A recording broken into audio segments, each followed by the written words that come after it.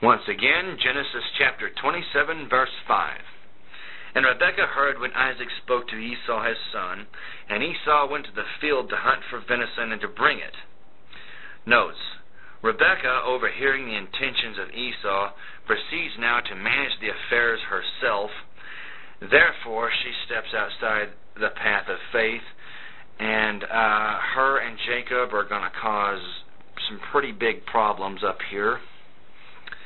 Verse 6.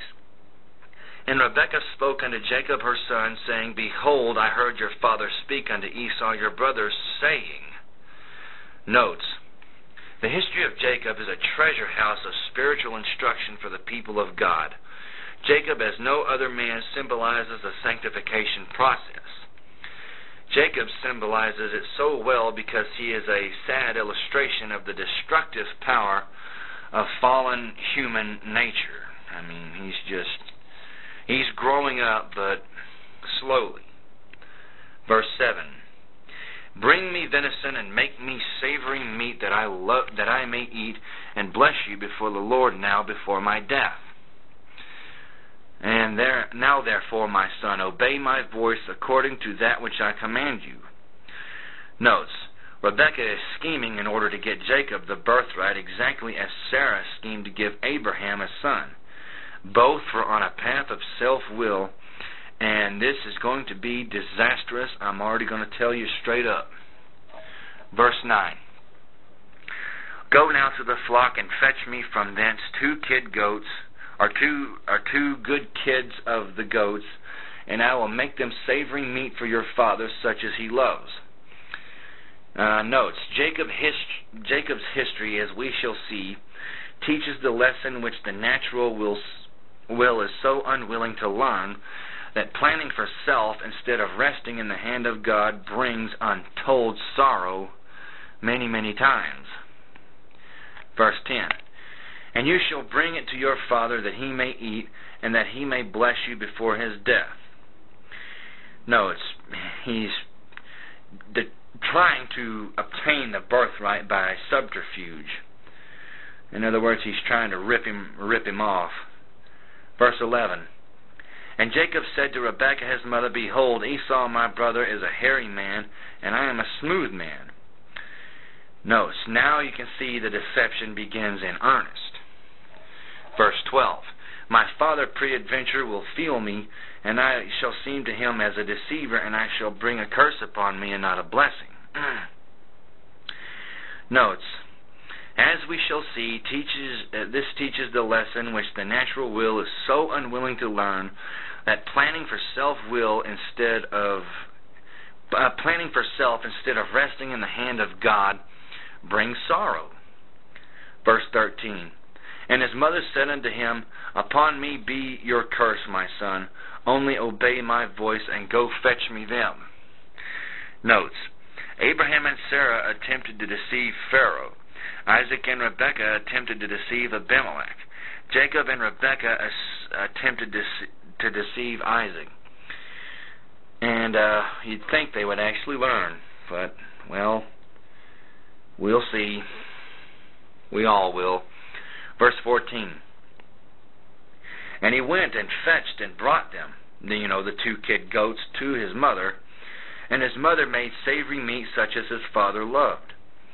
And Rebekah took goodly raiment of her eldest son Esau, which were with her in the house, and put them upon Jacob her younger son. And she put the skins of the kids of the goats upon his hands, and upon the smooth of his neck. And she gave the savory meat and the bread which she had prepared into the hand of her son Jacob. Notes: deception.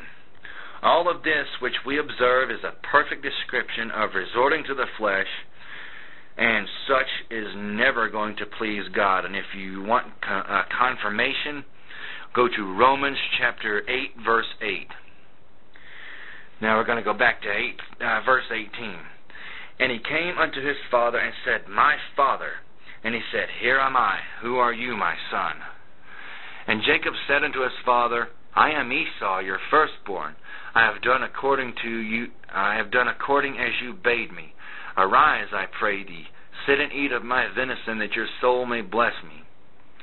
Notes, Jacob lies to his father, and obviously God will never condone this kind of behavior. Verse 20. And Isaac said unto his son, How is it that you have found it so quickly, my son? And he said, Because the Lord your God brought it to me. Ooh. Notes, that's a pretty big lie right there. A believer's sin is always going to be worse than the sin of an unbeliever, simply because it makes the Lord, in essence, a part of the sin while not being a sinner. And thus, this is actually, if I remember correctly, this is actually the first case of blasphemy actually added in disobedience. So, I mean, this is actually worse than any of the lies. Yeah. Verse 21. And Isaac said unto Jacob, Come near, I pray you, that I may feel you, my son, whether you be my very son Esau or not. Notes, well, it seems to me that Isaac has some inkling that something is not right. Henry says it was one of those crooked measures which have too often been adopted to accomplish the divine promises, as if the end would justify or at least excuse the means. Verse 22.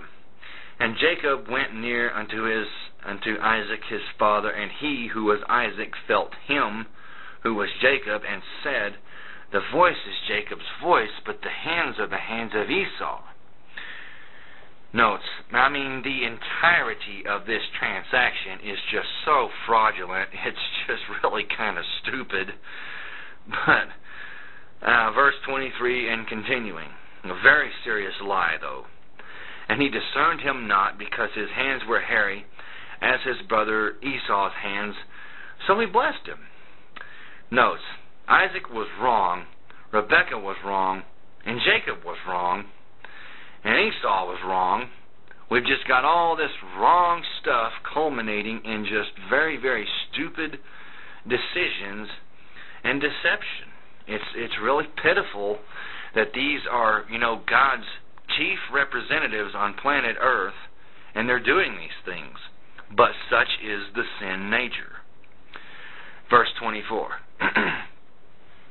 And he said, Are you my very son Esau? And he said, I am. And he said, Bring it near to me, and I will eat of my son's venison, that my soul may bless you. And he brought it near to him, and he did eat. And he brought him wine, and he drank.